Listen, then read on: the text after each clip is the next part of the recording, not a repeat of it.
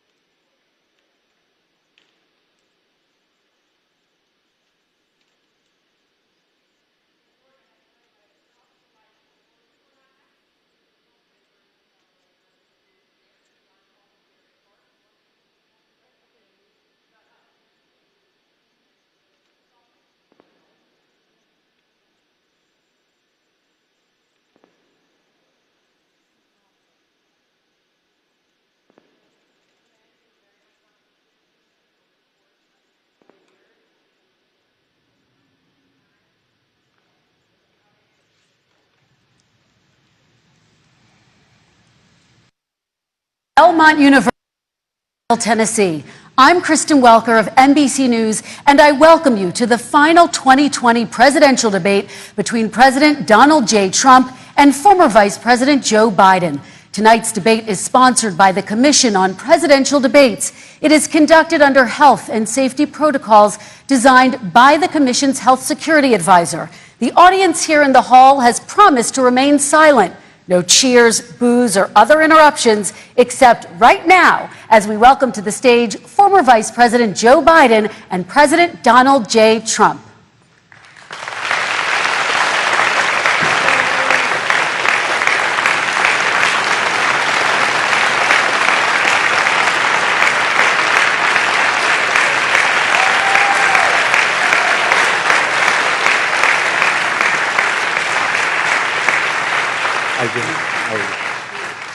And I do want to say a very good evening to both of you. This debate will cover 6 major topics. At the beginning of each section, each candidate will have 2 minutes uninterrupted to answer my first question. The Debate Commission will then turn on their microphone only when it is their turn to answer, and the Commission will turn it off exactly when the 2 minutes have expired. After that, both microphones will remain on, but on behalf of the voters, I'm going to ask you to please speak one at a time. The goal is for you to hear each other and for the American people to hear every word of what you both have to say. And so with that, if you're ready, let's start. And we will begin with the fight against the coronavirus. President Trump, the first question is for you. The country is heading into a dangerous new phase. 40,000 Americans are in the hospital tonight with COVID, including record numbers here in Tennessee. And since the two of you last shared a stage, 16,000 Americans have died from COVID. So please be specific. How would you lead the country during this next stage of the coronavirus crisis? 2 minutes, uninterrupted. So, as you know, 2.2 million people modeled out were expected to die. We closed up the greatest economy in the world in order to fight this horrible disease that came from China. It's a worldwide pandemic. It's all over the world. You see the spikes in Europe and many other places right now. If you notice, the mortality rate is down 85%. The excess mortality rate is way down and much lower than almost any other country. And we're fighting it, and we're fighting it hard. There is a spike. There was a spike in Florida, and it's now gone. There was a very big spike in Texas. It's now gone. There was a very big spike in Arizona. It's now gone. And there are some spikes and surges in other places. They will soon be gone. We have a vaccine that's coming. It's ready. It's going to be announced within weeks, and it's going to be delivered. We have Operation Warp Speed, which is the military is going to distribute the vaccine. I can tell you from personal experience that I was in the hospital. I had it, and I got better. And I will tell you that I had something that they gave me, a therapeutic, I guess they would call it. Some people could say it was a cure. But I was in for a short period of time, and I got better very fast, or I wouldn't be here tonight. And now they say I'm immune. Whether it's 4 months or a lifetime, nobody's been able to say that, but I'm immune. More and more people are getting better. We have a problem that's a worldwide problem. This is a worldwide problem. But I've been congratulated by the heads of many countries on what we've been able to do. If you take a look at what we've done in terms of goggles and masks and everything else, and in particular ventilators. We're now making ventilators all over the world, thousands and thousands a month, distributing them all over the world. It will go away, and as I say, we're rounding the turn, we're rounding the corner. It's going away. Okay, former Vice President Biden, to you, how would you lead the country out of this crisis? You have 2 minutes uninterrupted. 220,000 Americans dead. If you hear nothing else I say tonight, hear this.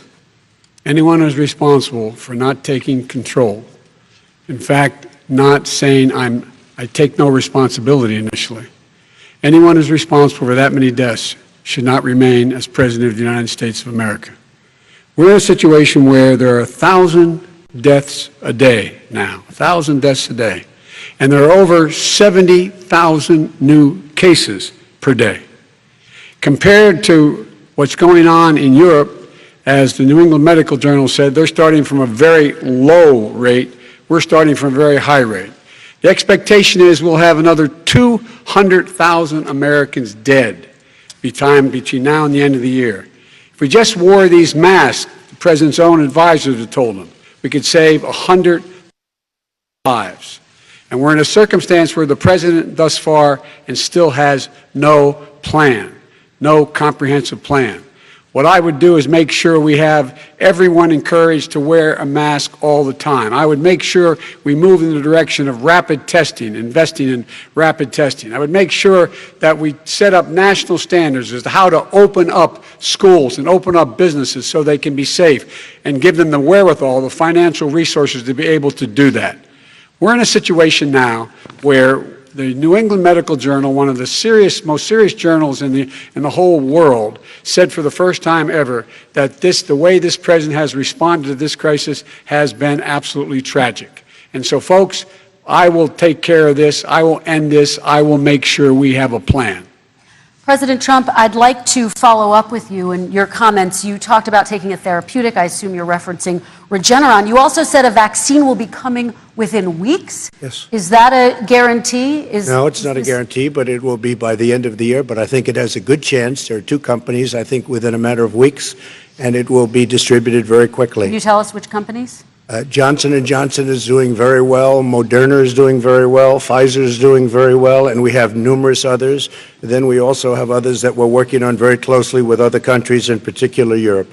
Let me follow up with you, and because this is new information, you have said a vaccine is coming soon, within weeks now. Your own officials say it could take well into 2021 at the earliest for enough Americans to get vaccinated. And even then, they say the country will be wearing masks and distancing into 2022. Is your timeline realistic?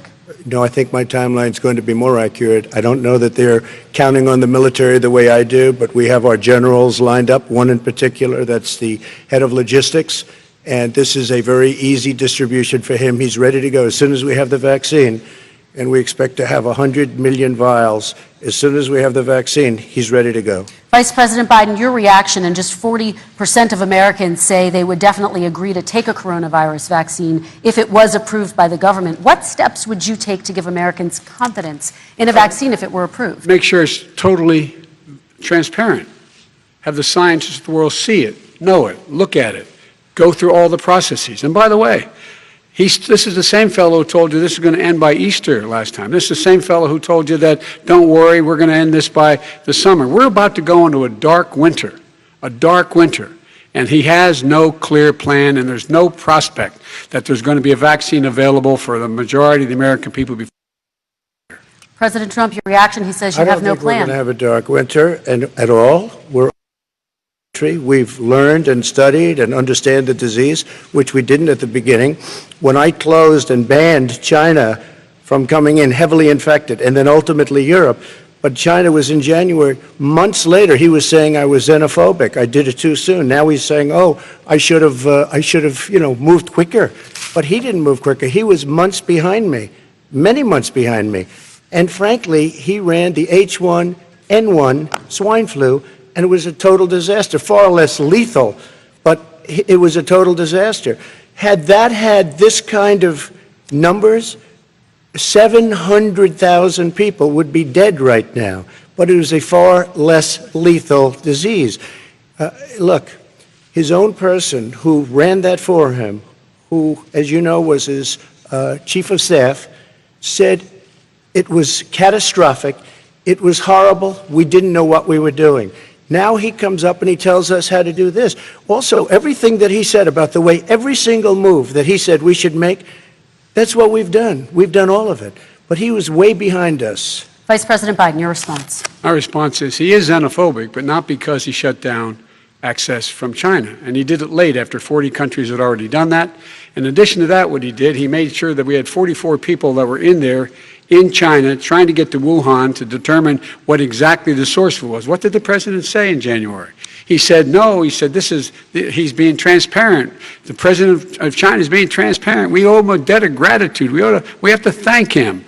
And then what happened was we started talking about using the Defense Act to make sure we go out and get whatever is needed out there to protect people. go back to this. He had nothing, he did virtually nothing. And then he gets out of the hospital and he talks about, don't worry, it's all going to be over soon. Come on.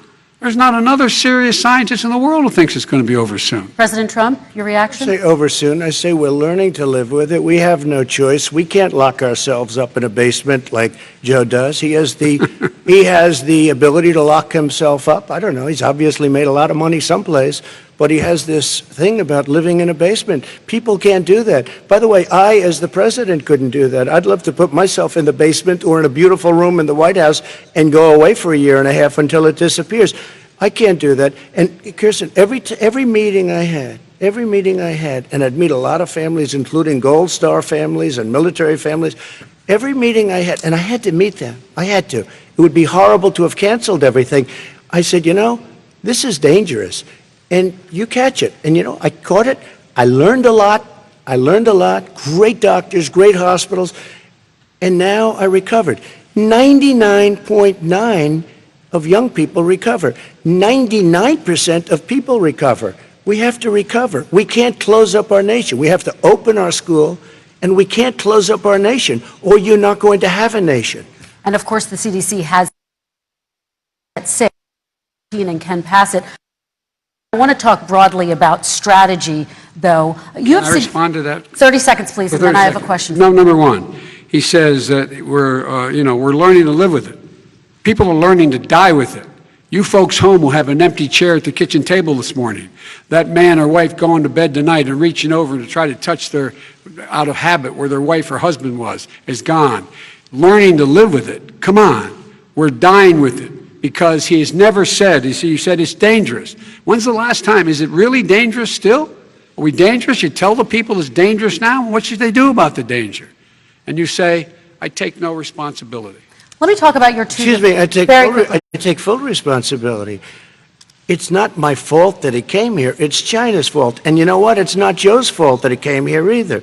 It's China's fault. They kept it from going into the rest of China for the most part, but they didn't keep it from coming out to the world, including Europe and ourselves. Vice President Biden.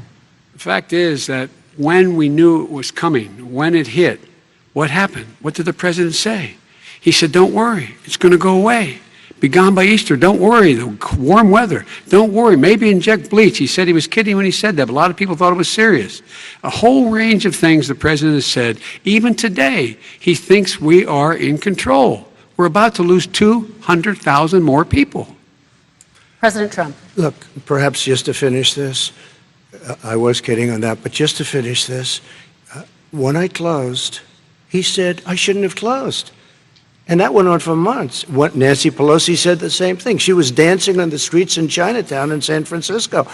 But when I closed, he said, this is a terrible thing, you're xenophobic. I think he called me racist even, and because I was closing it to China. Now he says I should have closed it earlier.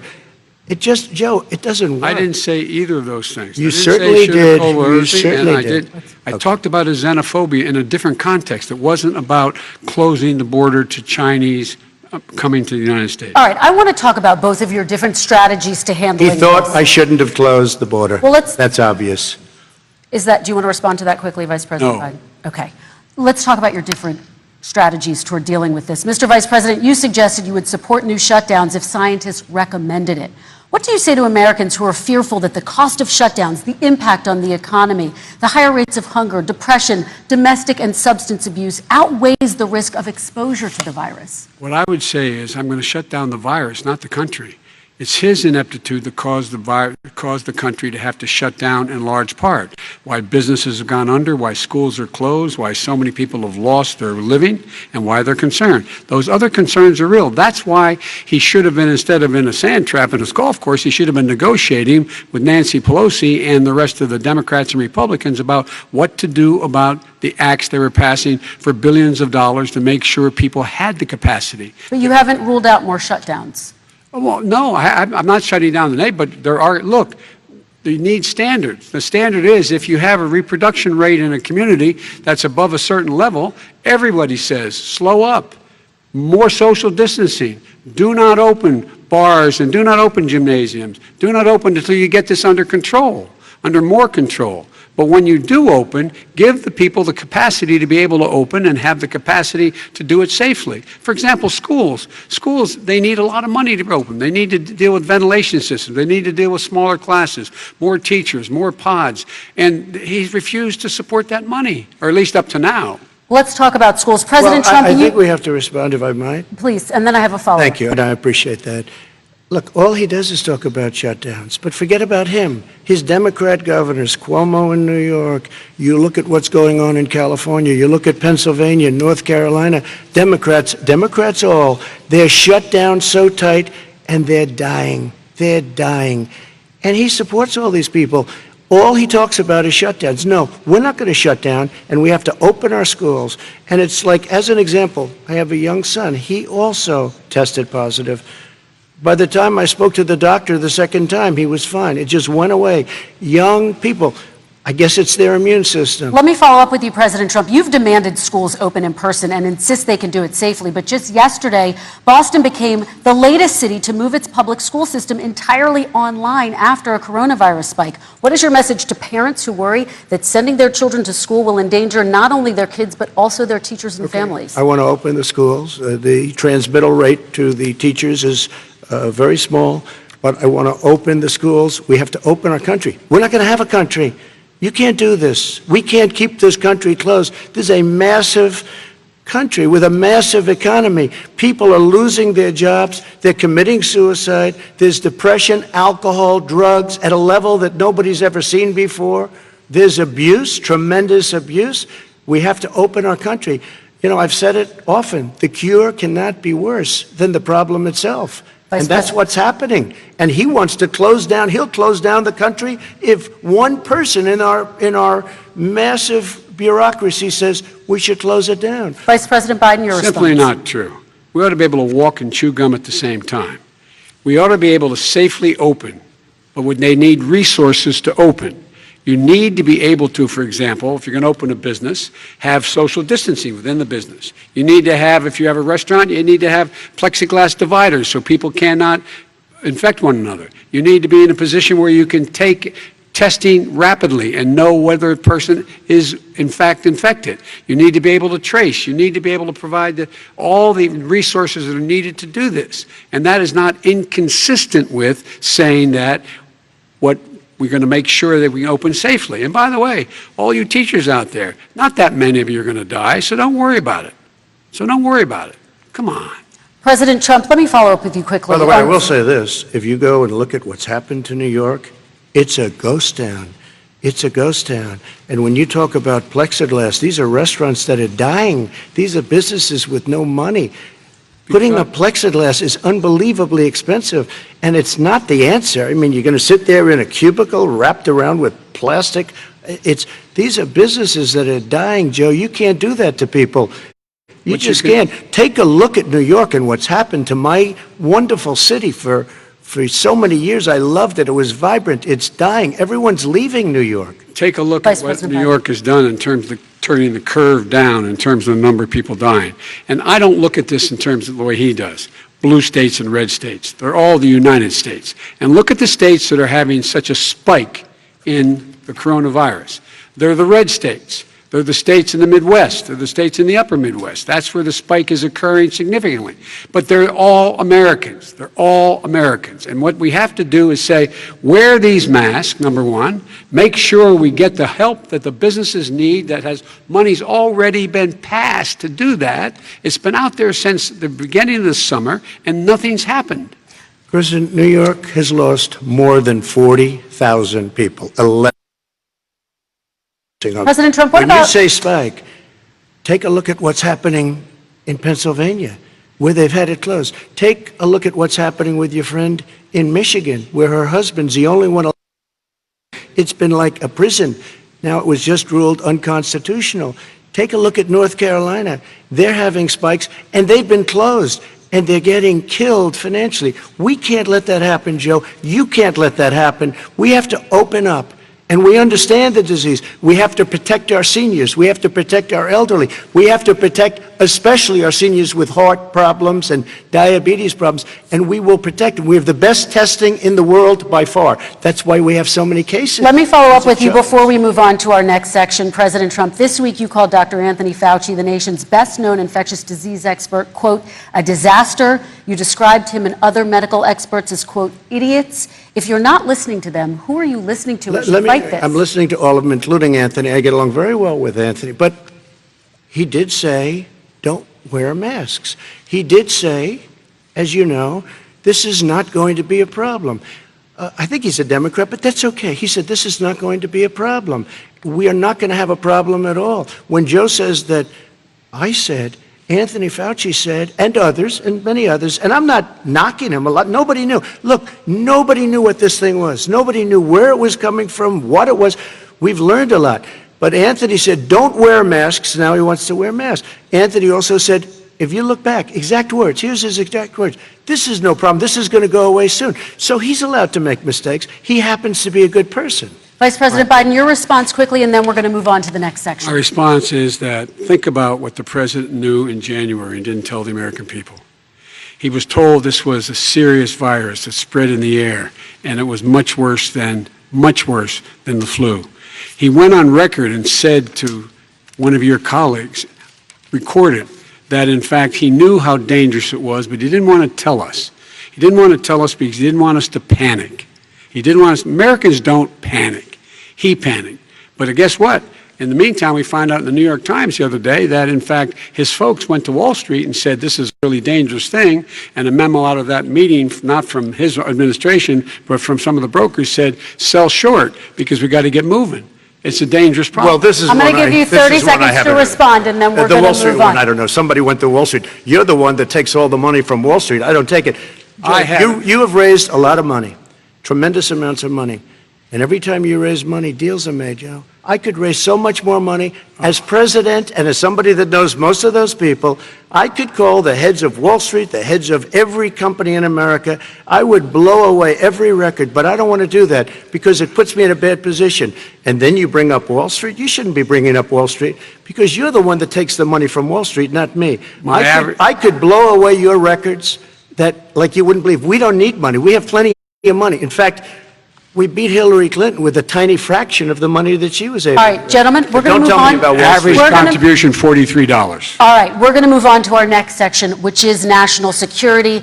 And I do want to start with the security of our elections and some breaking news from overnight. Just last night, top intelligence officials confirmed again that both Russia and Iran are working to influence this election. Both countries have obtained U.S. voter registration information, these officials say, and Iran sent intimidating messages to Florida voters. This question goes to you, Mr. Vice President. What would you do to put an end to this threat? You have 2 minutes uninterrupted.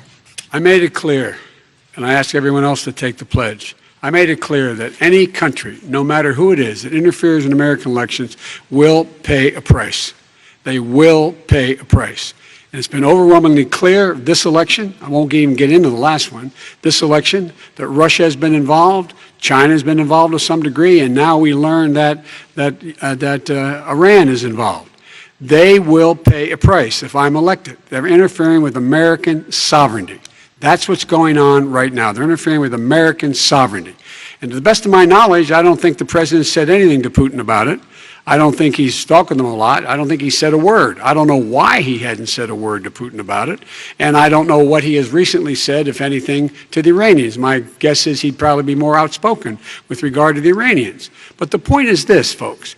We are in a situation where we have foreign countries trying to interfere in the outcome of our election. His own national security advisor told him that what is happening with his buddy, I will.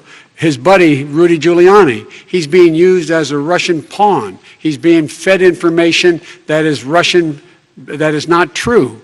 And then what happens? Nothing happens. And then you find out that Everything that's going on here about Russia is wanting to make sure that I do not get elected the next president of the United States because they know I know them and they know me. I don't understand why this president is unwilling to take on Putin when he's actually paying bounties to kill American soldiers in Afghanistan, when he's engaged in activities that are trying to destabilize all of NATO.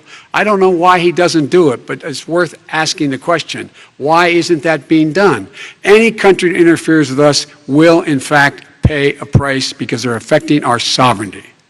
President Trump, same question to you. have to Let me respond. ask the Yes. question. You're going to have 2 minutes Sure. to respond. For 2 elections in a row now, there has been substantial interference from foreign adversaries. What would you do in your next term to put an end to this? 2 minutes, uninterrupted. Well, let me respond to the first part as Joe answered. Joe got $3.5 million from Russia, and it came through Putin because he was very friendly with the former mayor of Moscow, and it was the mayor of Moscow's wife, and you got $3.5 million. Your family got $3.5 million, and you know, someday you're going to have to explain, why did you get 3.5? I never got any money from Russia. I don't get money from Russia. Now, about your thing last night, I knew all about that. And through John Ratcliffe, who is fantastic, DNI, he said, the one thing that's common to both of them, they both want you to lose, because there has been nobody tougher to Russia. Between the sanctions, nobody tougher than me on Russia. Between the sanctions, between all of what I've done with NATO, you know, I've got the NATO countries to put up an extra $130 billion, going to $420 billion a year. That's to guard against Russia. I sold, while he was selling pillows and sheets, I sold tank busters to Ukraine. There has been nobody tougher than Donald Trump. And I'll tell you, they were so bad. They took over the submarine port. You remember that very well. During your term, during you and Barack Obama, they took over a big part of what should have been Ukraine. You handed it to them, but you were getting a lot of money from Russia. They were paying you a lot of money, and they probably still are. But now, with what came out today, it's even worse. All of the emails, the horrible emails of the kind of money that you were raking in, you and your family. And Joe, you were vice president when something should have never happened. And I think you owe an explanation to the American people. Why is it? Somebody just had a news conference a little while ago who was essentially supposed to work with you and your family, but what he said was damning. And regardless of me, I think you have to clean it up and talk to the American people. Maybe you can do it right now.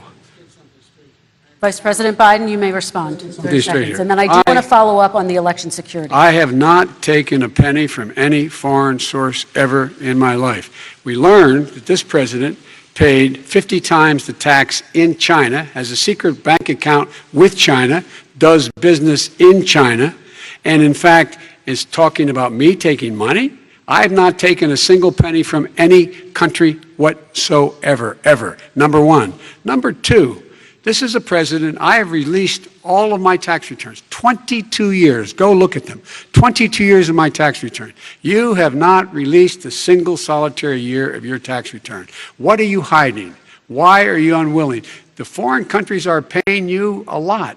Russia's paying you a lot. China's paying you a lot. And your hotels and all your businesses all around the country, all around the world. And China's building a new road to a new a golf course you have overseas. So what's going on here? Why don't release your tax return or stop talking about corruption? President Trump, your response. First of all, I called my accountants, underwrote it. I'm going to release them as soon as we can. I want to do it, and it'll show how successful, how great this company is. But much more importantly than that, people were saying $750. I asked them a week ago, I said, what did I pay? They said, sir, you prepaid tens of millions of dollars. I prepaid my tax. Tens over the last number of years.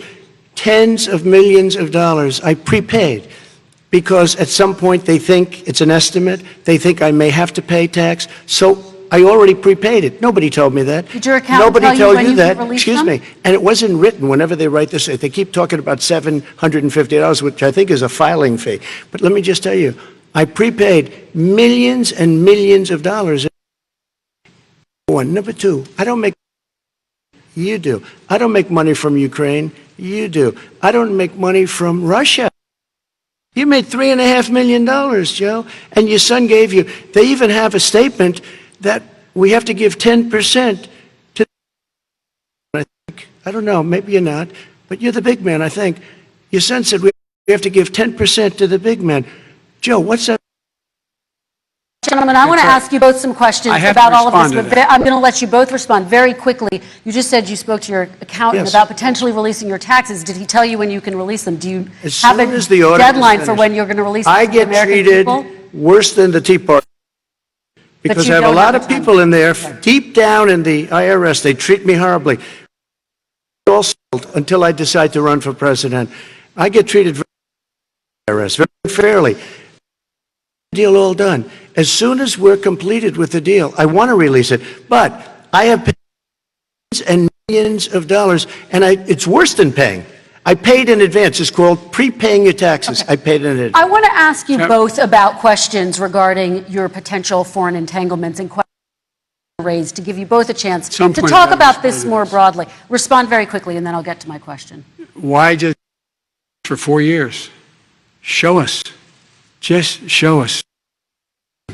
You've been saying for 4 years Everybody you're going to knows. release your taxes. Nobody knows it, Mr. Is you're not paying your taxes, or you're paying taxes that are so low. When last time he said what he paid, he said, I only pay that little because I'm how to game the system. Come on. Come on, folks. Very So, quickly, President Trump, and then questions to both of you Sure. on this. I was put through a phony witch hunt for. It started before I even got elected. They spied on my campaign. No president should ever have to go through what I went through. Let me just say this. Mueller and 8 Democrats and FBI agents all over the place spent $48 million.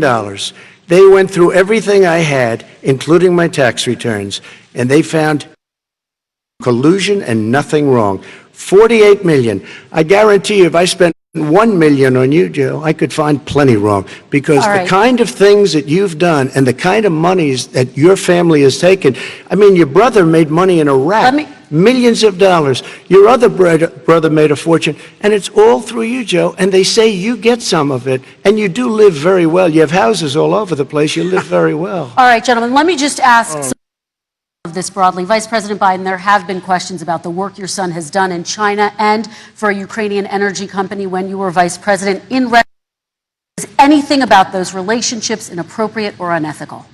Nothing was unethical. Here's what the deal. With regard to Ukraine, this whole question about whether or not, because he was on the board, I later learned of a Burisma, a company, that somehow I had done something wrong. Yet every solitary person, when he was going through his impeachment, testifying under oath who worked for him, said, I did my job impeccably. I carried out U.S. policy. Not one single thing was out of line. Not a single thing, number one. Number two, the guy who got in trouble in Ukraine was this guy trying to bribe the Ukrainian government to say something negative about me, which they would not do and did not do because it never, ever, ever happened. My son has not made money in terms of this thing about, what are you talking about, China. I have not had, the only guy made money from China is this guy. He's the only one. Nobody else has made money from China. Never President to Trump, deal with let me- China. let me But- ask you, But and could I then just, we'll- one thing? Very quickly. His son didn't have a job for a long time, was sadly no longer in the military service. I won't get into that. And he didn't have a job. As soon as he became vice president, Burisma, not the best reputation in the world. I hear they pay $83,000 a month. Listen to this. 183, and they gave him a $3 million upfront payment. All right. And he had no energy I'm going to let the vice president That's respond to that quickly, and then I 100% need to get to a dishonest. question to you. Very No, nobody investigated that. No one said anything he did was wrong in Ukraine. Okay, President Trump, this is for you. Since you took office, you've never divested from your business. You've personally promoted your properties abroad. A report this week, which was referenced, does indicate that your company has a bank account in China. So how can voters know that you don't have any foreign conflicts of interest? I have many bank accounts, and they're all listed, and they're all over the place. I mean, and doing business. The bank account you're referring to, which is everybody knows about it, it's listed account was in 2013. That's when it was. It was opened it was closed in 2015, I believe. And then I decided, because I was thinking about doing a deal in China like people. I was thinking about it, and I decided I'm not going to do it. Didn't like it. I decided not to do it. Had an account open, and I closed it. Okay. And then, unlike him, where he's vice president, I then decided to run for president after that. That was before I even ran for president, let alone became president. Big difference. He is the vice president of the United States. His brother and his other brother are getting rich. They're sucking up Okay, money President every Trump, place he thank you. goes. We do Not need to true. move on. I do want to ask you, Vice President Biden, let's talk about China more broadly. Of course, President Trump has said that they should pay for not being fully in regards to the coronavirus. If you were president, would you make China pay? And please be specific, what would that look like? What I'd make China do is play by the international rules, not like he has done. He has caused the deficit of China to go up, not down. Up, not down. We are making sure that in order to do business in China, all your intellectual property, you have to have a partner in China. It's 51%. We would not, number one. Number two, we're in a situation where China would have to play by the rules as well. When I met with Xi, when I was still vice president, setting up air identification zones in the South China Sea. You can't fly through them. I said, we're going to fly through them. We just flew B-52, B-1 bombers through it. We're not going to pay attention. They have to play by. He embraces guys like the thugs like in North Korea and the Chinese president and Putin and others, and he pokes his finger in the eye of all of our friends, all of our allies. We make up we're 25% of the world's economy. We need to be having the rest of our friends with us saying to China, these are the rules. You play by them or you're going to pay the price for not paying by them economically. That's the way I will run it, and that's what we did in upholding steel tariffs and a range of other things when we were president and vice president. All right, let's talk about North Korea. Excuse me, no, I have to Yes. respond to that. Okay, very quickly, and then we're Son going to move walked on out to with North $1.5 billion Korea. from China to Not manage after true. spending 10 minutes in office and being in Air Force Two, number one. Number two, there's a very strong email talking about your family wanting to make $10 million a year for introductions. President Trump, on China policy, true. though, what specifically are you going to do to make China pay? You've said you're going First to of make all, them pay. China is paying. They're paying billions and billions of dollars. I just gave New $28 billion. sanctions? New sanctions? I just gave $28 billion to our farmers. because Taxpayers' China, money. It's what? Taxpayers' money. Didn't No, come no, from yeah, China. you know who the taxpayer is? It's called China. China Not paid true. $28 billion, and you know what they did to pay it, Joe? They devalued their currency, and they also paid up. And you know who got the money? Our farmers, our great farmers, because they were targeted. You never charged them anything. Also, I charged them 25% on dumped steel because they were killing our steel industry. We were not going to have a steel industry. Okay. And now we have a steel Okay, industry. Vice President Biden, your response, please. My response is, look, this isn't about, there's a reason why he's bringing up all this malarkey. There's a reason for it. He doesn't want to talk about the substantive issues. It's not about his family and my family. It's about your family. And your family's hurting badly. If you're making if you're a middle-class family, you're getting hurt badly right now. You're sitting at the kitchen table this morning deciding, well, we can't get new tires, they're bald because we have to wait another month or so. Or are we going to be able to pay the mortgage? Or who's going to tell her she can't go back to community college? They're the decisions you're making in the middle-class families like I grew up in Scranton and Claymont. We should be talking about your families, but that's the last thing he wants to talk about. I want That is a to talk typical about statement. North Korea. Excuse me, just I do for want 1 to turn second, to please. 10 seconds, Mr. President. That's 10 a seconds. typical political statement. Off this China thing, and then he looks, the family, around the table, everything. Just a typical politician when I see that. Let's talk I'm about not North a typical Korea now. politician. Okay, That's why I got President elected. Let's talk let's about- get off the subject of China. Let's talk sitting around the table. All right. Come on, Joe, you can do better. We're going to talk about North Korea now. President Trump, you've met with North Korean leader Kim Jong-un 3 times. You've talked about your beautiful letters with him. You've touted the fact that there hasn't been a war or a long-range missile test. And yet North Korea recently rolled out its biggest ever intercontinental ballistic missile and continues to develop its nuclear arsenal. Do you see that as a betrayal of the relationship you forged? Just 30 seconds here because we need to get on to the next. So when I met with Barack Obama, we sat in the White House right at the beginning, had a great conversation. It was supposed to be 15 minutes, and it was well over an hour. He said the biggest problem we have with North Korea. He indicated we will be in a war with North Korea. Guess what? It would be a nuclear war, and he does have plenty of nuclear capability. In the meantime, I have a very good relationship with him. Different kind of a guy, but he probably thinks the same thing about me. We have a different kind of a relationship. We have a very good relationship, and there's no war. And you know, about 2 months ago, he broke into a certain area. They said, oh, there's going to be trouble. I said, no, they're not, because he's not going to do that. And I was right. Look, instead of being in a war where millions of people, Seoul, you know, is 25 miles away, millions and millions, 32 million people in Seoul. Millions of people would be dead right now. President we Trump, don't have that's a war, 30 and I have a seconds. good Thank relationship. you. Vice President Biden, to you, North Korea conducted 4 nuclear tests under the Obama administration. Why do you think you would be able to rein in this persistent threat right Because now? I'd make it clear, which we were making clear to China, they had to be part of the deal, because here's the I made it clear, and as a spokesperson of the administration when I went to China, that they said, why are you moving your missile defense up so close? Why are you moving more forces here? Why are you continuing to do military maneuvers with South Korea? I said, because North Korea is a problem, and we're going to continue to do it so we can control them. We're going to make sure we can control them and make sure they cannot hurt us.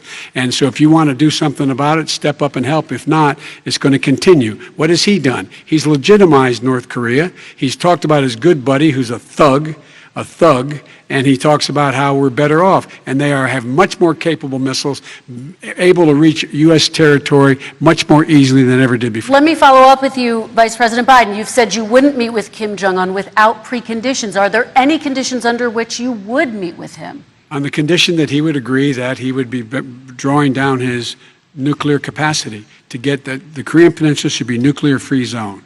All right, let's move on to American families. Kristen, they tried Very to quickly, meet with 10 him. seconds, They President. tried to meet with him. He wouldn't do it. He didn't like Obama. He didn't like him. He wouldn't do it. Okay, I know got to for give him a fact they chance to tried. respond to that He before we wouldn't move do on. it. You And know, that's okay.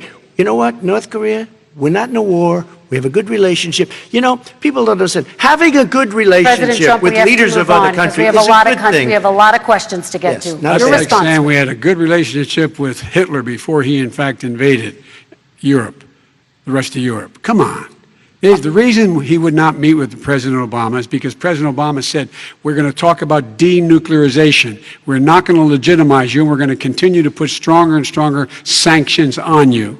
That's why he wouldn't meet with us. All right, And it let's didn't move happen. on. Let's Excuse move on me. and talk He about left American me a families. mess, Kristen. President Trump, okay, we do They need to move left on. me a mess. North Korea was a mess. We And need in fact, to move if on you so that remember we the can get first to all 2 or of 3 other months, questions tonight, there was a President very Trump. dangerous period in my first 3 months before we sort of worked things out a little bit. Okay. There was a they left us a mess. And Obama would be, I think, the first to say it was the single biggest problem he thought that our country. Okay, let's move on to American families and the economy. One of the issues that's most important to them is health care, as you both know. Today, there was a key vote on a new Supreme Court Justice, Amy Coney Barrett, and health care is at the center of her confirmation fight. Over 20 million Americans get their health insurance through the Affordable Care Act. It's headed to the Supreme Court, and your administration, Mr. President, is advocating for the court to overturn it. If the Supreme Court does overturn that law, those 20 million Americans could lose their health insurance almost overnight. So what would you do if those people have their health insurance taken away? You have 2 minutes uninterrupted. Sure. First of all, I've already done something that nobody thought was possible. Through the legislature, I terminated the individual mandate. That is the worst part of Obamacare, as we call it. The individual mandate where you have to pay a fortune for the privilege of not having to pay for bad health insurance. I terminated. It's gone. Now it's in court. Is no good. But then I made a decision. Run it as well as you can to my people, great people. Run it as well as you can. I could have gone the other route and made everybody very unhappy. They ran it. Premiums are down, everything's down. Here's the problem. No matter how well you run it, it's no good. What we'd like to do is terminate it. We have the individual mandate done.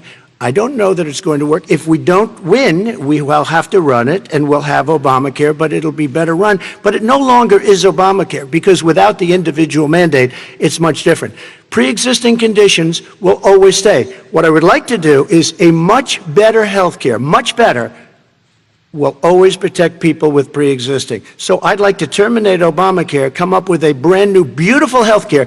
The Democrats will do it because there'll be tremendous pressure on them, and we might even have the House by that time, and I think we're going to win the House, okay? You'll see, but I think we're going to win the House.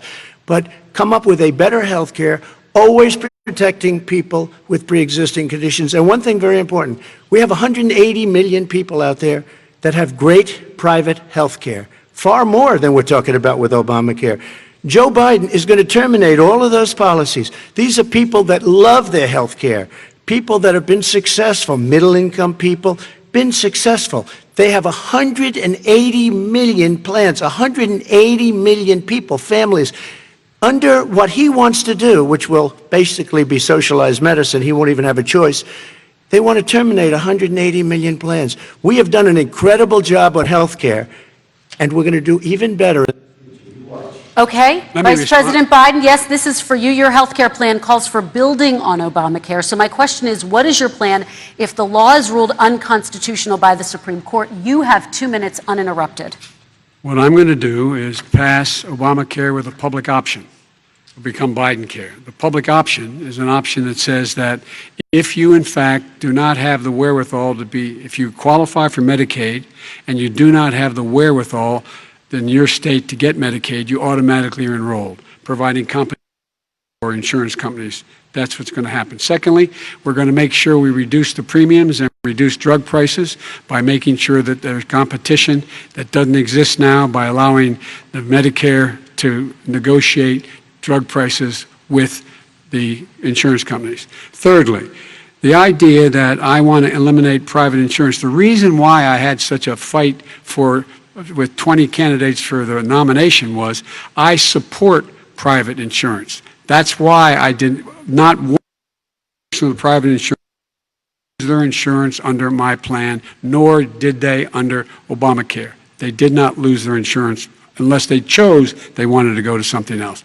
Lastly, we're going to make sure we're in a situation that we actually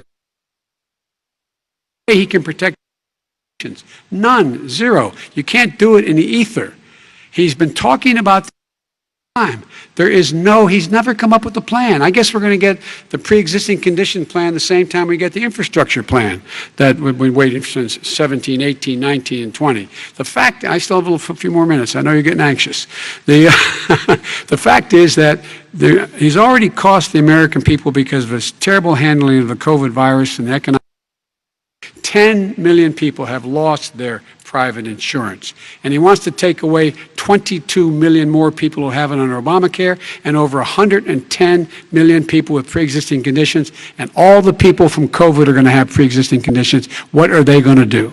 I have a follow-up for you, Vice President Biden. It relates to something that President Trump said. He's accusing you of wanting socialized medicine. What do you say to people who have concerns that your health care plan, which includes a government insurance option, takes the country one step closer to a health care system run entirely by the government? What's your response I say to it's them? ridiculous. It's like saying that, we're the idea that the fact that there's a public option that people can choose, that makes it a socialist plan. Look, the difference between the president, I think health care is not a privilege, it's a right. Everyone should have the right to have affordable health care. And I am very proud of my plan. It's gotten endorsed by all the major labor unions as well as a whole range of other people who in fact are concerned in the medical field. This is something that's going to save people's lives, and this is going to give some people an opportunity to have health care for their children. How many of you home are worried and rolling around in bed tonight wondering what in God's name you're going to do if you get sick because you've lost your home insurance, your health insurance your company's gone under? We have to provide health insurance for people at an affordable rate, and that's what I do. President Trump, Excuse me, he was your there response. for 47 years. He didn't do it. He was now there as vice president for 8 years, and it's not like it was 25 years ago. It was 3 3/4. It was just a little while ago, right? Less than 4 years ago. He didn't do anything. He didn't do it. He wants socialized medicine, and it's not that he wants it. His vice president, I mean, she is more liberal than Bernie Sanders and wants it even more. Bernie Sanders wants it. The Democrats want it. You're going to have socialized medicine, just like you went with fracking. We're not going to have fracking. We're going to stop fracking. We're going to stop fracking. Then he goes to Pennsylvania after he gets a nomination, where he got very lucky to get it. And he goes to Pennsylvania and he says, oh, we're going to have fracking.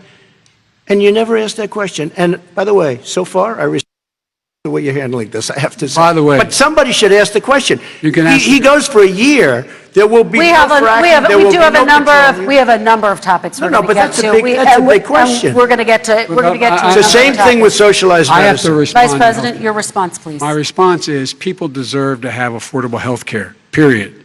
Period, period, period. And the Biden care proposal will, in fact, provide for that. Lower premiums. What we're going to do, it's going to cost over $750 billion over 10 years to do it. And they're going to have lower premiums. You can buy into the better plans, the cheaper plans, lower your premiums, deal with unexpected billing, and have your drug prices drop significantly. He keeps talking about it. He hasn't done a thing for anybody on health care. Not a thing. Kristen, when Very he quickly, says, then I want to talk about when he what's says happening on public Capitol option, Hill. he's talking about socialized medicine and and health care. When he talks about a public option, he's talking about destroying your Medicare, totally destroying, and destroying your Social Security. And this whole country will come down. You know, Bernie Sanders tried it in his state. He tried it in his state. His governor was a very liberal governor. They wanted to make it work. Okay, let's let Vice President Biden respond. It doesn't Vice work. President He's Biden, a very your response. confused guy. He thinks he's running against somebody else. He's running against Joe Biden. I beat all those other people because I disagreed with them. Joe Biden he's running against. And the idea that we're in a situation to destroy Medicare, guy that the actuary at Medicare said, if in fact, at Social Security, if in fact he continues to withhold his plan to withhold the tax on Social Security, Social Security will be bankrupt by 2023 with no way to make up for it. This is the guy who's tried to cut Medicare. So I mean, the idea that Donald Trump is lecturing me on Social Security and Medicare, come on. He tried to get 10 rid of, seconds, he Mr. tried to President, hurt and then I Social have to go to Security another years question. ago. Years ago. Go back and look at the records. He tried to hurt Social Security years ago. All right, let's move on. I'm going to move on. Mr. President, I have to move on to the next question. They said or the else stock we're not market gonna have will time to boom talk about it. if I'm elected.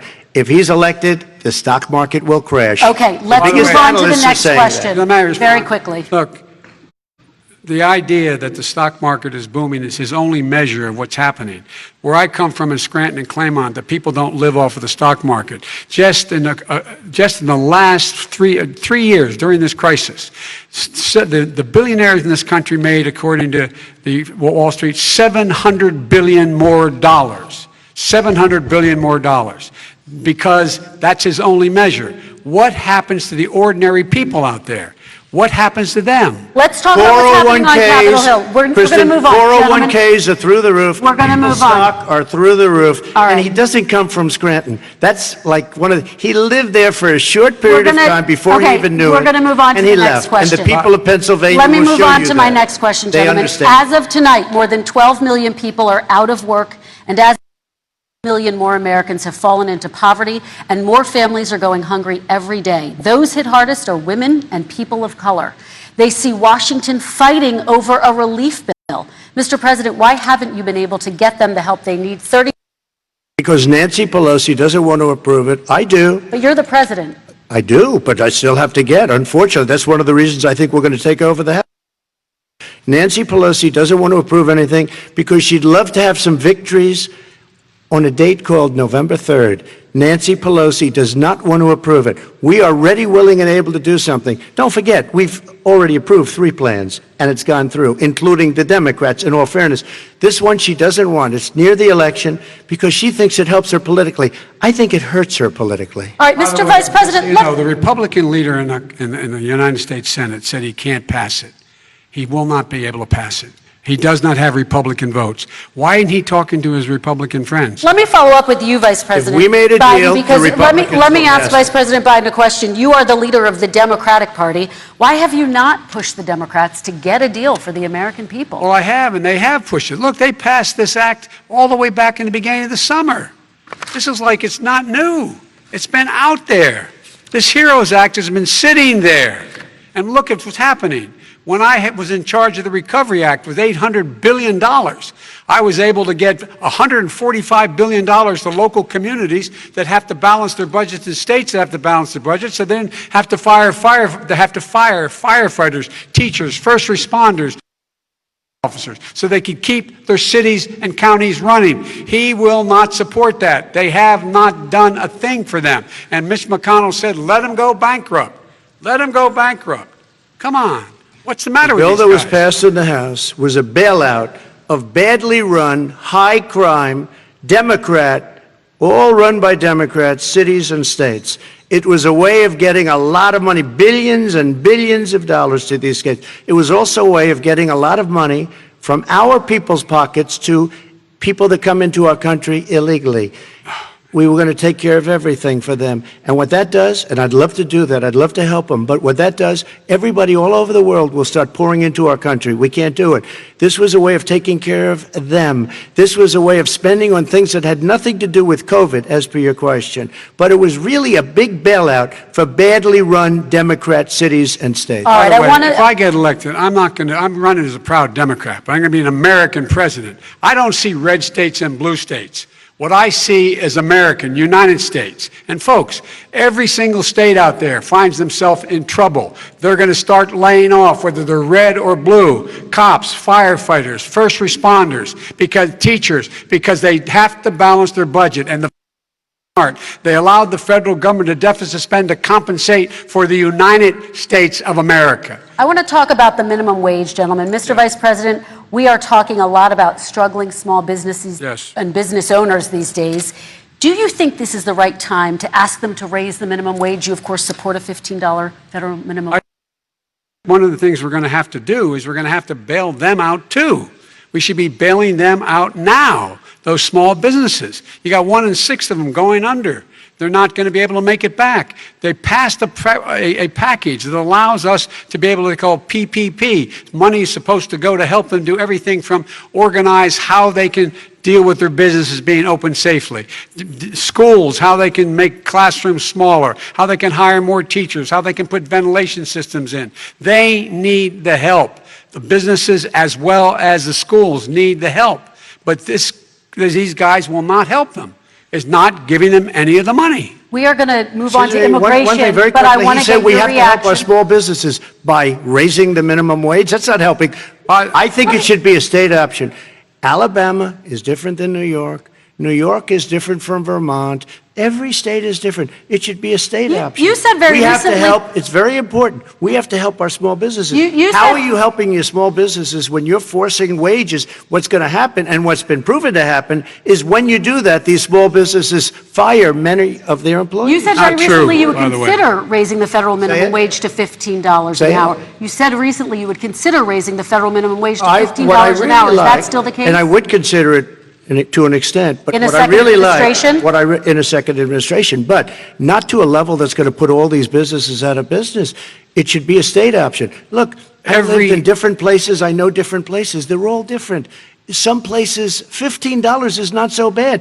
In other places, other states, $15 would be Okay, President ruinous. Trump, thank you. Quick No response, one Vice should President work Biden. 2 jobs, 1 job, be below poverty. People are making $6, $7, $8 an hour. These first responders, we all clap for as they come down the street because they've allowed us to make it. What's happening? They deserve a minimum wage of $15. Anything below that puts you below the poverty level. And there is no evidence that when you raise the businesses go out of business. That is simply not true. We're going to talk about immigration. We're going to talk about immigration now, gentlemen, and we're going to talk about families within this context. Mr. President, your administration separated children from their parents at the border, at least 4,000 kids. You've since reversed your zero-tolerance policy, but the United States can't locate the parents of more than children. So how will these families ever be reunited? Children are brought here by coyotes and lots of bad people, cartels, and they're brought here, and they used to use them to get into our country. We now have as strong a border as we've ever had. We're over 400 miles of brand-new wall. You see the numbers, and we let people in, but they have to come in legally, and they come in through But merit. how will you But reunite let me these just tell kids you, with their Let families, me just tell you, Mr. they President? built cages. You know, they used to say, I built the cages, and then they had a picture in a certain newspaper, and it was a picture of these horrible cages, and they said, look at these cages, President Trump built them, and then it was determined they were built in 2014. That was him. Do you They have a built plan to cages. reunite the kids Yes, with we're their working on it families? we're trying very hard, but a lot of these kids come out without the parents. They come over through cartels and through coyotes and through gangs. Vice President Biden, let me bring you into this 525 conversation. Quick response and then another question to you. These 500-plus kids came, separated them at the border to make it a disincentive to come to begin with.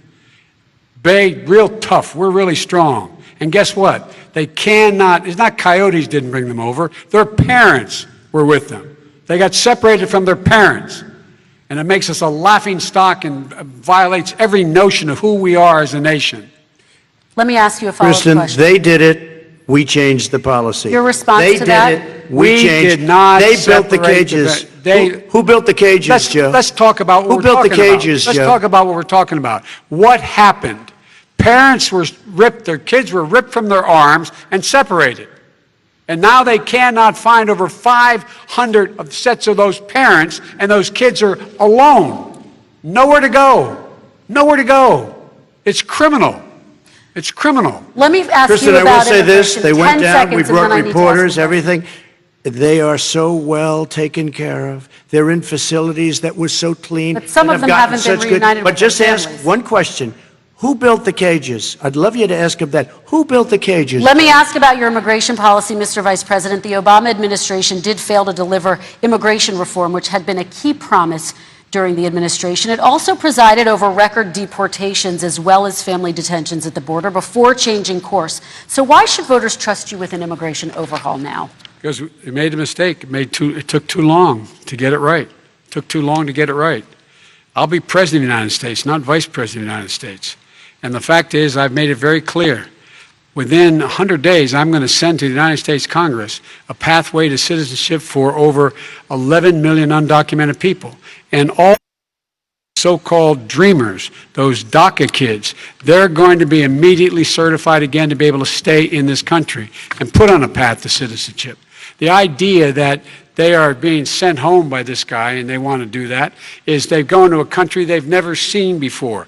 I can imagine you're 5 years old, your parents are taking you across the Rio Grande River, and it's illegal. And you say, oh no, Mom, leave me here. I'm not going to go with you. They've been here. Many of them are model citizens. Over 20,000 of them are first responders out there taking care of people during this crisis. We owe them. We owe them.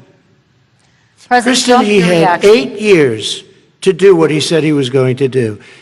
And I've We changed did. without having a specific. We got rid of catch and release. We got rid of a lot of horrible things that they put.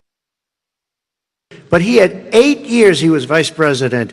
He did nothing except build cages to keep children in. Vice President Wrong. Biden, your response. The catch and release, you know what he's talking about there? If in fact you had a family came across and they were arrested, they in fact were given a date to show up for their hearing. They were released. And guess what? They showed up for a hearing. And this is the first president in the history of the United States of America that anybody seeking asylum has to do it in another country. That's never happened before in America. That's never happened before in America. You come to the United States and you make your case that I seek asylum based on the following premise, why I deserve it under American law. They're sitting in squalor on the other side of the river. President Trump, your response, So 30 important. seconds, and then we'll move It on. just shows that he has no understanding of immigration or the laws. Catch and release is a disaster. A murderer would come in, a rapist would come in, a very bad person would come in. We would take their name. We have to release them into our country. And then you say they come back. Less than 1% of the people come back. We have to send Not true. ICE out and Border Patrol out to find them, we would say, come back in 2 years, 3 years, we're going to give you a court case. You need Perry Mason. We're going to give you a court case. When you say they come back, they don't come back, Joe. Yeah. They never come back. Only the really, I hate to say this, but those with the lowest IQ, they might come back. Okay, But they're President very, Trump, let's very give few. Vice President Biden a chance to respond, and then we're going to move on to the You next don't section. know the law, Joe. Vice President Biden, your response. Know the law, what he's telling you is simply not true. Well, check it out. They don't come back. Check it out. All right, let's move on But we don't have to the worry next about it because they section. terminated it, so we don't have to worry about it Let's anymore. move on to the next And you have section. 525 kids not knowing where in God's name they're going to be and lost their parents. Go ahead. All right, let's talk about our next section, which is race in America. And I want to talk about the way Black and brown Americans experience race in this country. Part of that experience is something called the talk. It happens regardless of class and income. Parents who feel they have no choice but to prepare their children for the chance that they could be targeted, including by the police, for no reason other than the color of their skin. Mr. Vice President, in the next 2 minutes, I want you to speak directly to these families. Do you understand why these parents fear for their children? I do. I do. You know, my daughter is a social worker, and she's written a lot about this. She has her graduate degree from the University of Pennsylvania in social work. And you know, one of the reasons why I ended up working on the east side of Wilmington, Delaware, which is 90% African American, was to learn more about what was going on. I never had to tell my daughter, if she's pulled over, make sure she puts traffic stop, put both hands on top of the wheel, and don't reach for the glove box because someone may shoot you. But a black parent, no matter how wealthy or how poor they are, has to teach their child, when you're walking down the street, don't have a hoodie on when you go across the street. Making sure that you, in fact, if you get pulled over, yes, yes, sir, no, sir, hands on top of the wheel, because you are, in fact, the victim, whether you're a person making child of a $300,000 a year person or someone who's on food stamps. The fact of the matter is, there is institutional racism in America. And we have always said, we've never lived up to it, that we hold these truths to be self-evident. All men and women are created equal. But guess what? We have never, ever lived up to it, but we've always constantly been moving the needle further and further to inclusion, not exclusion. This is the first president to come along and says, that's the end of that. We're not going to do that anymore. We have to provide for economic opportunity, better education, better health care, better access to schooling, better access to opportunity to borrow money to start businesses. All the things we can do, and I've laid out a clear plan as to how to do those things, just to give people a shot. It's about accumulating the ability to have wealth as well as it is to be free from violence. President Trump, same question to you, and let me remind you of the question. I would like you to speak directly to these families. Do you understand why these parents fear for their children? Yes, I do. And again, he's been in government 47 years. He never did a thing except in 1994 when he did such harm to the black community. And they were called, and he called them super predators. And he said that. He said it, super predators. And they have never lived that down. 1994, your crime bill, the super predators. Nobody has done more for the black community than Donald Trump. And if you look, with the exception of Abraham Lincoln, possible exception, but the exception of Abraham Lincoln, nobody has done what I've done. Criminal justice reform, Obama and Joe didn't do it. I don't even think they tried because they had no chance at doing it. Have wanted to do it, but if you had to see the arms I had to twist to get that done, it was not a pretty picture, and everybody knows it, including some very liberal people that cried in my office. They cried in the Oval Office. 2 weeks later, they're out saying, gee, we have to defeat him. Criminal justice reform, prison reform, opportunity zones with Tim Scott, a great senator from South Carolina. He came in with this incredible idea for opportunity zones. It's one of the most successful programs. People don't talk about it. Tremendous investment is being made. Biggest beneficiary, the black and Hispanic communities, and then historically black colleges and universities. After 3 years of coming to the office, I love some of those guys. They were great. Office, and I said, what are you doing? After 3 years, I said, why do you keep coming back? because we have no funding. I said, you don't have to come back every year.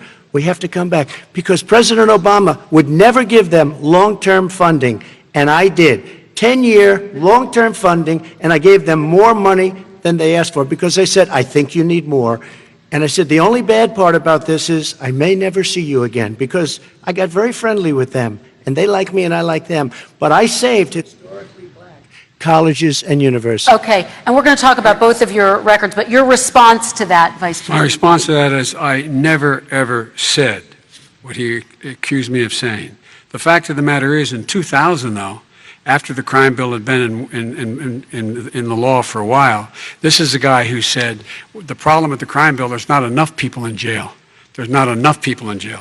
And go on my website, get the quote, the date when he said it. Not enough people. He talked about marauding gangs, young gangs, and the people who are going to maraud our cities. This is a guy who in the Central Park five innocent black kids, he continued to push for making sure that they got the death penalty. None of them were guilty of the crimes they were suggested. Look, and talk about granted, he did in fact let 20 people, he commuted 20 people's sentences. We commuted over 1,000 people's sentences. Over 1,000. The very law he's talking about is a law that, in fact, initiated by Barack Obama. And secondly, we're in a situation here where the federal prison system was reduced by 38,000 our administration. And one of these things we should be doing, there should be no minimum mandatories in the law. That's why I'm offering $20 billion to states to change their state laws to eliminate minimum mandatories and set up drug courts. No one should be going to jail because they have a drug problem. They should be going to rehabilitation, not to jail. We should fundamentally change the system, and that's what I'm going to do. But why didn't he do it 4 years ago? Why didn't you do that 4 years ago, even less than that? Why didn't you do it? You were vice president. You keep talking about all these things you're going to do and you're going to do this, but you were there just a short time ago and you guys did nothing. We did. You know, Joe, I ran because of you. I ran because of Barack Obama, because you did a poor job. If I thought you did a good job, I would have never run. I would have never run. I ran because of you. I'm looking at you now. You're a politician. I ran because of you. All right, Vice President Biden, your response to that, and then I do have some questions for both of you. Well, I tell you what, I hope he does, because who he is. You know his character, you know my character. You know our reputations for honor and telling the truth. I am anxious to have this race. I am anxious to see this take place. The character of the country is on the ballot. Our character is on the ballot. Look at us closely. Let me ask some follow-up. Please respond, and then we're going to have follow-up questions. If this stuff is true about Russia, Ukraine, China, other countries, Iraq, if this is true, then he's a corrupt politician. All right. So don't give me the stuff about how you're this innocent baby. Joe, they're calling you a corrupt politician. Nobody. President Trump, I want to stay on the issue of race. We're talking about the issue. Laptop from hell. President Trump, we're Nobody. talking about race right now, and I do want to stay on the issue of race. President Trump, And I you've have just... to respond to that. Please, Because look, very quickly. there are 50 former national intelligence folks who said that what he's accusing me of is a Russian plant. They have said that this has all the five former heads of the CIA, both parties, say what he's saying is a bunch of garbage. Nobody believes it except his and his good friend Rudy Giuliani. You mean the laptop is now another Russia hoax? And that's exactly what. Is this that's where you're exactly going? what. This is where he's going. The laptop is Russia, Yes. Gentlemen, Russia. I want to stay on the issue of race. You okay? have to be kidding. Here we Mr. go President, again with Russia. We're going to continue Boy, on the boy. issue of race. Mr. President, believe you've that one. described the Black Lives Matter movement as a symbol of hate. You've shared a video of a man chanting white power to millions of your supporters. You've said that black professional athletes exercising their First Amendment rights should be fired. What do you say to Americans who say that kind of language from a president is contributing to a climate of hate and racial strife? Well, you have to understand, the first time I ever heard of Black Lives Matter, they were chanting pigs in a blanket, talking about police. Pigs, talking about our police. Pigs in a blanket, fry them like bacon. I said, that's a horrible thing. And they were marching down the street. And that was my first glimpse of Black Lives Matter. I thought it was a terrible thing. As far as my relationships with all people. I think I have great relationships with all people. I am the least racist person in this room. Well, what do you say to Americans who are concerned by that rhetoric? I don't know. I the don't know what videos? to say. I got criminal justice reform done and prison reform and opportunity zones. I took care of black colleges and I don't know what to say. They can say anything. I mean, they can say anything. It makes me sad because I am the least racist person. I can't even see the audience because it's so dark, but I don't care who's in the audience. I'm the least racist person in this room. Okay. Let me ask you very quickly, and then I have a follow-up question for you. Abraham Lincoln here is one of the most racist presidents we've had. Every single every single one. Started off his campaign coming down the escalator saying he's going to get rid of those Mexican rapists. He's banned Muslims because they're Muslims. He has moved around and made everything worse across the board. He says about the poor boys, last time we were on stage here, he said, I told them to stand down and stand ready. Come on. This guy has a dog whistle about as big as a foghorn.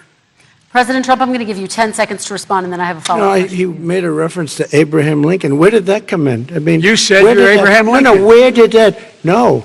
You said- I said not since Abraham Lincoln has anybody done what I've done for the black community. And I'm saying- I didn't say I'm Abraham Lincoln. I said not since Abraham Lincoln has anybody done what I've done for the black community. Now, you have done nothing other than the crime bill, which put Oh, God.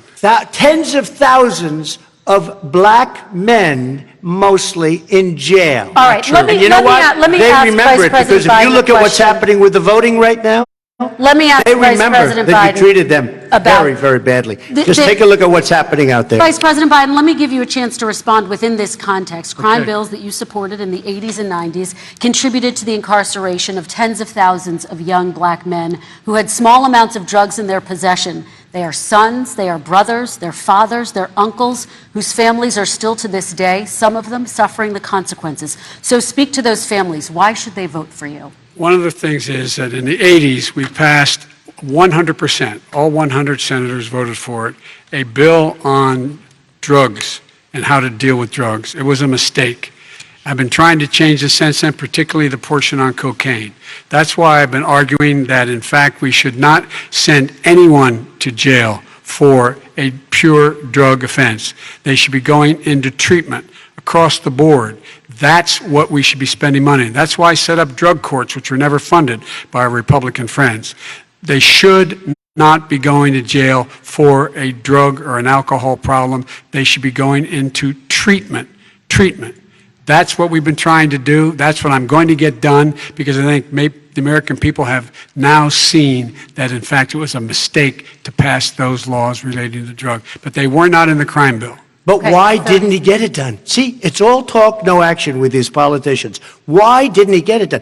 That's what I'm going to do when I become president. You were vice president along with Obama as your president, your leader, for 8 years. Why didn't you get it done? You had 8 years to get it done. Now you're saying you're going to get it done because you're all talk and no action, Jim. We got a Your lot of it response. done. We released didn't get 38,000. anything We got done. 38,000 prisoners left from the. You got nothing done. 38,000 prisoners were released from federal prison. There were over 1,000 people who were given clemency. In fact, we're the ones that put in the legislation saying we could look at pattern and practice of police departments and what they were doing, how they were conducting themselves. I could go on, but we began the process. We lost an election. That's why I'm running to win back that election and change his terrible policy. I Quick just response, asked, and then we're I gonna just move asked on one to climate question. change. Why didn't you do it in the 8 years, a short time ago? Why didn't you do it? You just said, I'm going to do that, I'm going to do this. You put tens Because- of thousands of mostly black young men in prison. Now you're saying you're going to undo that. Why didn't you get it done? You had 8 years with Obama. You know why, Because- Joe? Because you're all talk and no action. All right, Vice President Because Biden, and then we're going to move on to the next section. We had a Republican Congress. That's the answer. Well, Okay. You got to talk them into it, Joe. All right. Sometimes you got to talk them into it. We're going to move on to our next section, Like I which did is with criminal climate justice change. reform. I had Okay. to talk Democrats into it. Gentlemen, You did what we've we're running out of already done. time, so we got to get on to Okay. climate change, please. You both have very different visions on climate change. President Trump, you say that environmental regulations have hurt jobs in the energy sector. Vice President Biden, you have said you see addressing climate change as an opportunity to create new jobs. For each of you, how would you both combat climate change and support job growth at the same time? Starting with you, President Trump, you have 2 minutes uninterrupted. So we have the Trillion Trees program. We have so many different programs. I do love the environment, but what I want is the cleanest, crystal clear water, the cleanest air. We have the best, lowest number in carbon emissions, which is a big standard that I notice Obama goes with all the time. Not Joe. I haven't heard Joe use the term because I'm not sure he knows what it represents or means, but I have heard Obama use it. And we have the best carbon emission numbers that we've had in 35 years under this administration. We are working so well with industry, but here's what we can't do. Look at China, how filthy it is. Look at Russia. Look at India. It's filthy. The air is filthy. The Paris Accord, I took us out because we were going to have to spend trillions of dollars, and we were treated very unfairly. When they put us in there, they did us a great disservice. They were going to take away our businesses. I will not sacrifice tens of millions of jobs, thousands and thousands of companies because of the Paris Accord. It was so unfair. China doesn't kick in until 2030. Russia goes back to a low standard, and we kicked in right away. It would have destroyed our businesses. So, you ready? We have done an incredible job environmentally. We have the cleanest air, the cleanest water, and the best carbon emission standards that we've seen in many, many years. Vice President And we Biden. haven't destroyed our industries. Vice President Biden, 2 minutes to you, uninterrupted. Climate change and climate warming, global warming, is the next essential threat to humanity. We have a moral obligation to deal with it. And we're told by all the leading scientists in the world we don't have much time. We're going to pass the point of no return within the next 8 to 10 years. 4 more years of this man eliminating all the regulations that were put in by us to clean up the climate, to limit the limit of emissions will put us in a position where we're going to be in real trouble. Here's where we have a great opportunity. I was able to get both all the environmental organizations as well as labor, the people worried about jobs, to support my climate plan. Because what it does, it will create millions of new good-paying jobs. We're going to invest in, for example, 50,000 charging stations on our highways so that we can own the electric car market of the future. In the meantime, China is doing that. We're going to be in a position where we're going to see to it that we're going to take 4 million existing buildings and 2 million existing homes and retrofit them so they don't leak as much energy, saving hundreds of millions of barrels of oil in the process and creating significant number of jobs. And by the way, the whole idea of what this is all going to do, it's going to create millions of jobs, and it's going to clean the environment. Our health and our jobs are at stake. That's what's happening. And what right now, by the way, Wall Street firms indicated that my plan will in fact create 18.6 million jobs, 7 million more than his. This is from Wall Street.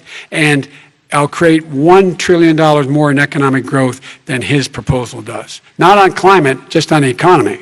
President Trump, you're Today came out and said very strongly, $6,500 will be taken away from families under his plan, that his plan is an economic disaster. If you look at what he wants to do, if you look at his plan, his nothing to do with environmental climate. plan, you know who developed it? AOC +3. They know nothing about the climate. I mean, she's got a good line of stuff, but she knows nothing about the climate. And they're all hopping through hoops for AOC +3. Look, their real plan costs $100 trillion. If we had the best year in the history of our country for 100 years, we would not even come close to a number like that. When he says buildings, they want to take buildings down because they want to make bigger windows into smaller windows. as far as they're concerned, if you had no window, it would be a lovely thing. This is the craziest plan that anybody has ever seen. And this wasn't done by smart people. This wasn't done by anybody. Frankly, I don't even know how it can be good All right. politically. They want to spend $100 trillion. That's their real number. He's trying to say it was 6. It's $100 trillion.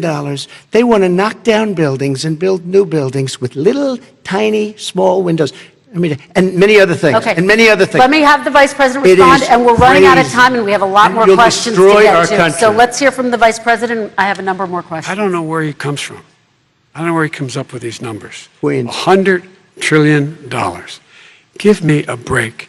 This plan is endorsed by every major environmental group and every labor group. Labor, because they know the future lies. The future lies in us being able to breathe, and they know there are good jobs in getting us there. And by the way, the fastest growing industry in America is solar energy and wind. He thinks wind causes cancer, windmills. It's the fastest growing jobs, and they pay good prevailing wages, $45, $50 an hour. We can grow and we can be cleaner if we go the route I'm proposing. President Trump, Excuse me. please We are respond, and then I have some We are follow-ups. energy independent for the first time. We don't need all of these countries that we had to fight war over because we needed their energy. We are energy independent. I know more about wind than you do. It's extremely expensive, kills all the birds, it's very intermittent, it's got a lot of problems, and they happen to make the windmills in both Germany and China. And the fumes coming up, if you're a believer in carbon emission, the fumes coming up to make these massive windmills is more than anything that we're talking about with natural gas, which is very clean. One other thing. Find me a scientist Solar. who said that. I love solar, but solar doesn't quite have it yet. It's not powerful yet to really run our big, beautiful factories that we need to compete with the world. So False. It's all a pipe dream. But you know what we'll do? We're going to have the greatest economy in the world. But if you want to kill the All right. economy, get rid of your oil industry.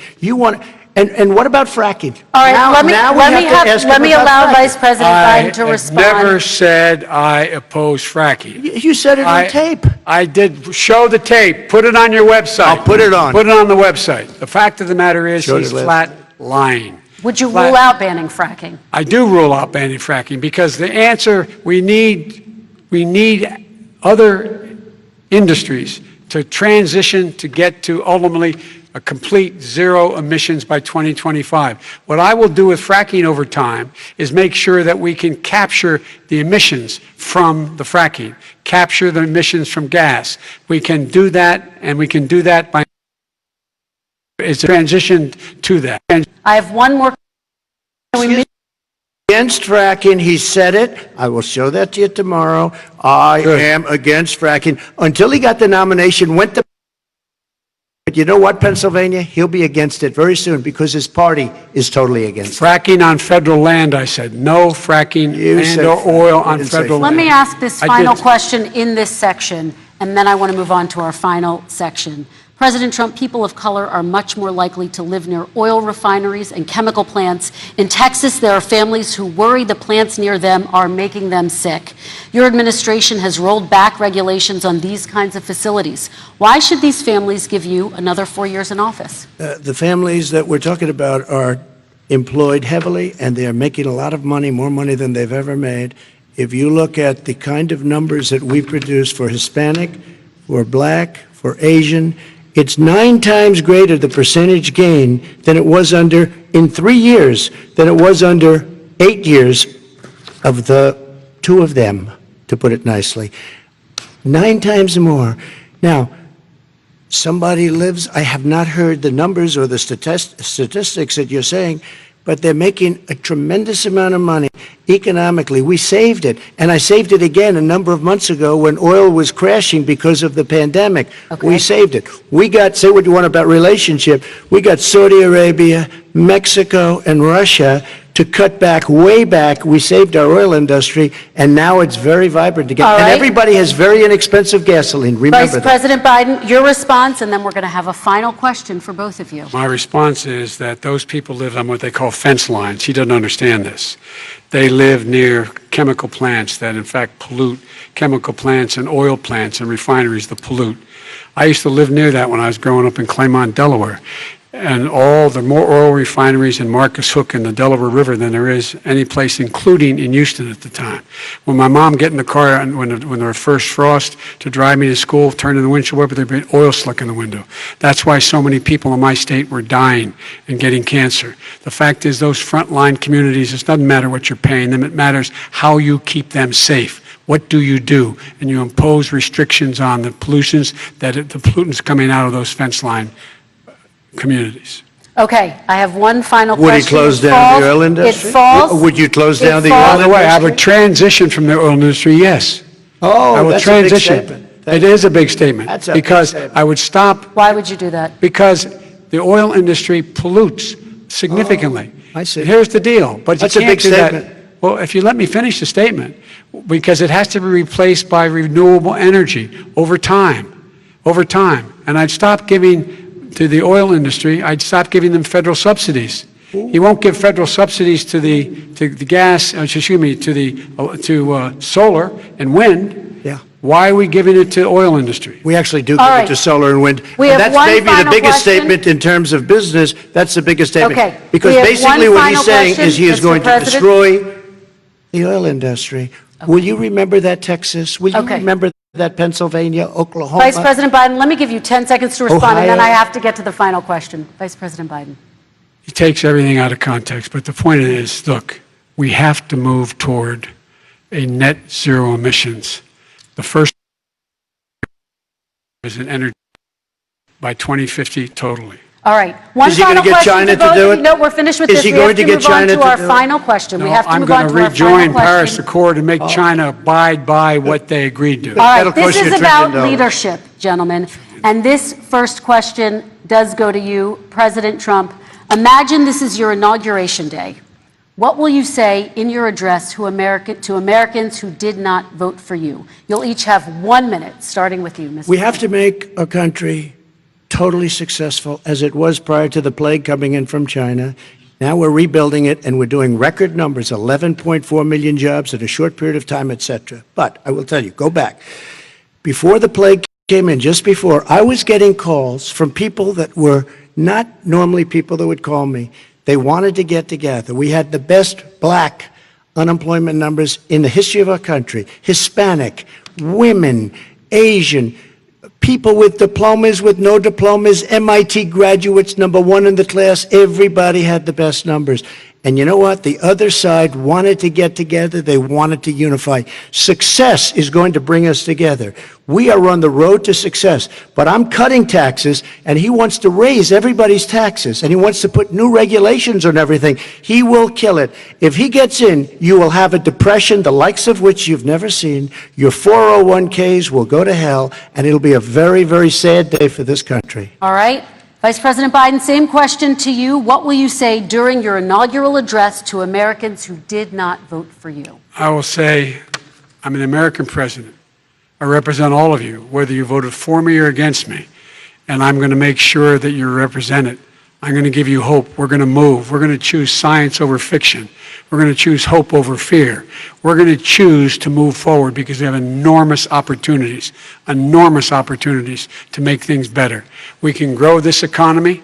We can deal with the systemic racism. And at the same time, we can make sure that our economy is being run and moved and motivated by clean energy, creating millions of new jobs. And that's the fact. That's what we're going to do. And I'm going to say, as I said at the beginning, what is on the ballot here is the character of this country. Decency, honor, respect, treating people with dignity, making sure that everyone has an even chance. And I'm going to make sure you get that. You haven't been getting it the last 4 years. All right. I want to thank you both for a very robust hour and a half, a fantastic debate. Really appreciate it. President Trump, former Vice President Joe Biden, thank you to Belmont University for hosting us tonight. And most thank you to those watching tonight. Election Day is November 3rd. Don't forget to vote. Thank you, everyone, and have a great night. Thank you.